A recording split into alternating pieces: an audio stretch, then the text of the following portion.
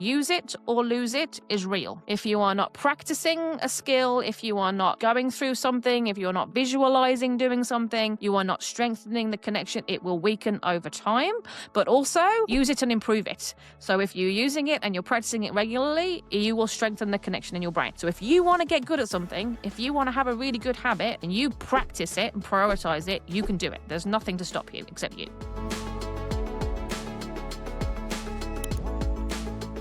Think of your brain as a bunch of messengers. When a messenger is active, it has like this electrical signal that it needs to pass on, like a pulse running down a wire. But there's a gap between it and the next messenger, and so that pulse has to jump the gap.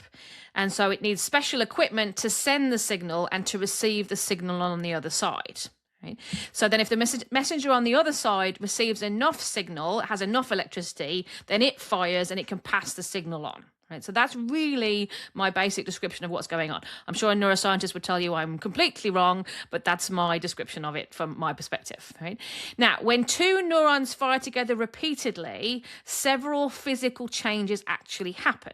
So we get what we call synaptic strengthening. This is where they actually get better at passing signals and talking to each other. It's like people. If you communicate with somebody all the time, you get better at that communication. That is true for neurons in your brain. If they fire together regularly, they get better at communicating.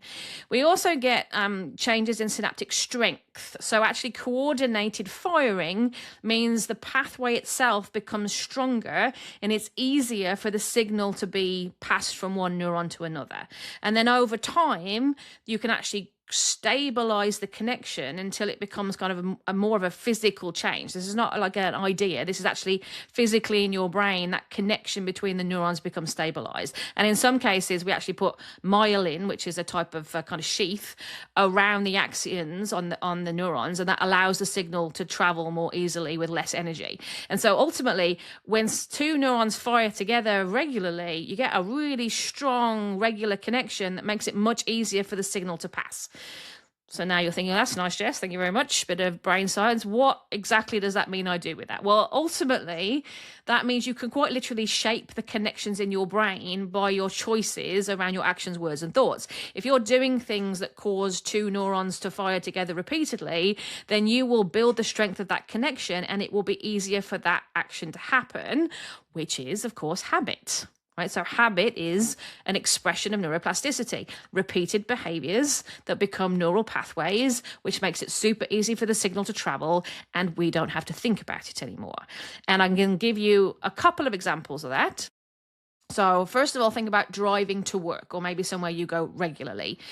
How many of you, and you're sitting there thinking, have driven to work and then got there and thought, I don't actually remember driving. Like I don't remember taking the turns. I don't remember doing the things. That's because you have done the activities to do with that journey so often that the neurons have fired and you now have habitual pathways around doing that particular trip. And I've also, I don't know if this happened to you, but I've also been going somewhere where I've started on the same road and I haven't been thinking about it. And I've driven to work when that wasn't where I was going, right? Because the pathway is so strong, the habit is so strong. The other thing you can do as a little funny activity is try signing your name with both hands. So first sign it with your normal hand, right? And you'll feel how easy it is for you to do that, right? It'll be super easy for you to, you won't think about it. It'll just be supernatural. Then as soon as you put the pen in the hand you don't normally use, your brain is like, what is this? This is not how I do things, because the neurons that are involved in that activity are not neurons that fire together all the time.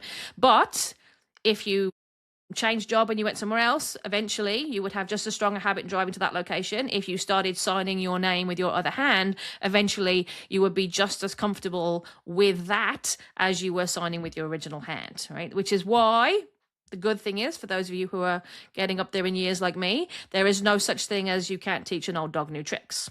Now, there's some nuances to that, but we can all learn to do something. And the more you do something, the easier it becomes. Right? So that's super great to know. That means we know we can wire our own brains, which is super.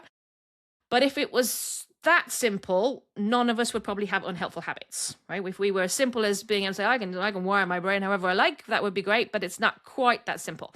So the brain allocates resources to things that you do frequently, so to neurons that you use all the time, to things that you are attending to or giving attention to because they are deliberate and necessary, or because you tag them as important through emotion.